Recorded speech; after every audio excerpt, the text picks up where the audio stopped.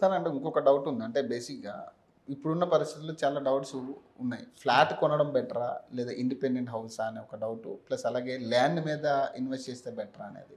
మీరేం చెప్తారు దానికి సజెషన్? అంటే ఎట్లా అంటే ఇప్పుడు ల్యాండ్ మీద ఇన్వెస్ట్ చేస్తాం. ల్యాండ్ ఏంటంటే పెరిగినప్పుడు పెరుగుతుంది కానీ ఎట్లాంటి రిటర్న్స్ రావు. రైట్. రెండోది రింగ్ రోడ్లో హైదరాబాద్ రింగ్ రోడ్ ఓవరాల్ లోపల కనుక మనం ఏదైనా ప్రాపర్టీ పర్చేజ్ చేయాలంటే 50 లక్షల లోపల ఏ ప్రాపర్టీ రాదు. వచ్చినా కూడా టెనెంట్ హెడేక్ మళ్ళీ మనదే, మెయింటెనెన్స్ హెడేక్ మనదే.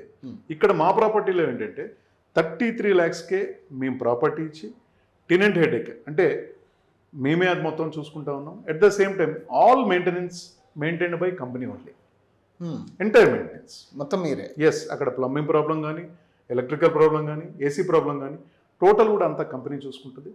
అట్ ద సేమ్ టైం వీళ్ళకి ఎట్లాంటి మెయింటెనెన్స్ ఛార్జెస్ ఓనర్కి లేకుండా వాళ్ళకి ఇచ్చే రెంట్ 20,000 రూపీస్ అనేది వాళ్ళ అకౌంట్లో బై 3rd to 10th మధ్యలో వస్తుంది. అంటే ఏ బడ్జెట్ నుంచి అవైలబిలిటీ ఉంది సార్ మీ దగ్గర? మినిమం మా దగ్గర వచ్చేసి 33 lakhs అండి. 33 lakhs ఒక మోడల్ ఉంది, 52 lakhs ఇంకో మోడల్ ఉంది. అది 2 bedroom. ఓకే. దానికి మళ్ళీ రెంట్ పెరుగుతుంది. దానికి 52 lakhsకి వచ్చేసి 32,000 రూపీస్ రెంట్ ఇస్తా ఉన్నాం ప్రతి మంత్. ఎస్. ఇది కొత్త కాన్సెప్ట్ యాక్చువల్ నేను వినడం కూడా. ఎందుకంటే బేసిక్గా నేను కూడా అంటే వీటిని ఓ రకంగా మనము గచ్చిబౌలి ప్లస్ హైటెక్ సిటీ వైపు కనుక తీసుకుంటే సర్వీస్ అపార్ట్మెంట్ అని చెప్పేసి అంటారు, స్టూడియో ఫ్లాట్స్ అని చెప్పేసి అంటారు. ఇది కూడా అట్లాంటిదే. బట్ ఏంటంటే మనం డిజైన్ చేసిందంటే పిలిగ్రిమ్స్కి యూజ్ అయ్యే డిజైన్స్.